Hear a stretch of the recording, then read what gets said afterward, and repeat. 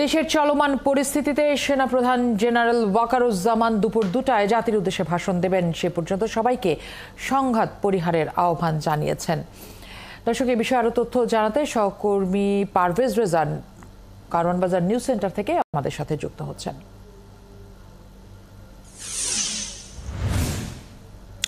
পারভেজ, জাতির উদ্দেশ্যে কেন এই ভাষণ, সে বিষয়ে আইএসপিআর থেকে কি জানানো হয়েছে জানতে চাই আপনার কাছে।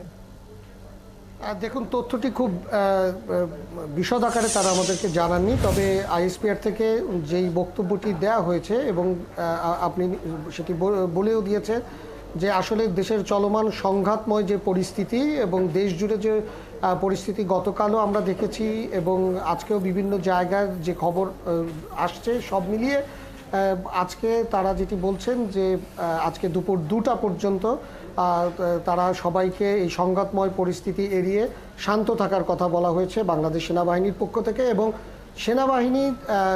সেনাপ্রধান তিনি আজকে দুপুর 2টায় জাতির উদ্দেশ্যে ভাষণ দেবেন।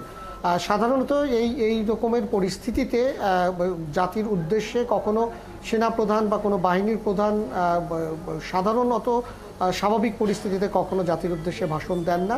বুঝতেই পারছেন, একটি অস্বাভাবিক পরিস্থিতি রয়েছে বলেই তিনি আজকে এই ভাষণের সিদ্ধান্ত এসেছে। আমরা বিভিন্ন জায়গা থেকে এটুকু খবর নিশ্চিত হয়েছি যে সরকারের একেবারে উচ্চ পর্যায়ে বিভিন্ন জায়গায় বৈঠক চলছে দুপুর 11:30 থেকে। সেই বৈঠক বঙ্গভবনে চলছে, এরকম খবরও আমরা পাচ্ছি। তো কাজেই এই বিষয়টি আসলে দুপুর 2টাতেই পরিষ্কার হওয়া যাবে যে আসলে এই ভাষণের উদ্দেশ্য এবং এই ভাষণের মাধ্যমে আসলে আগামী দিনগুলোতে বাংলাদেশের রাষ্ট্রীয় পরিকাঠামো কোন দিকে যাচ্ছে বা কি হচ্ছে সেই বিষয়ে আসলে আগাম মন্তব্য এখনই করা যাচ্ছিল না, কারণ কোনো বিষয়টি এখন পর্যন্ত আমাদের কাছে পরিষ্কার নয়।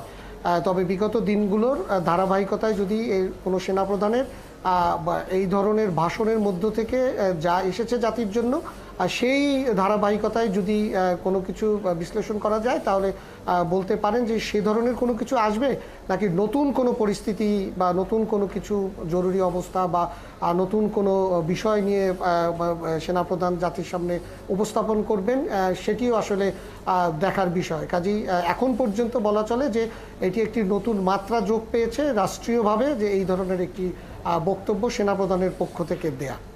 অনেক ধন্যবাদ পারভেজ আমাদের সাথে যুক্ত হওয়ার জন্য। আপনি রয়েছেন আমাদের সাথে, নিশ্চয়ই নতুন তথ্য নিয়ে আবারও যুক্ত হবেন সহকর্মী।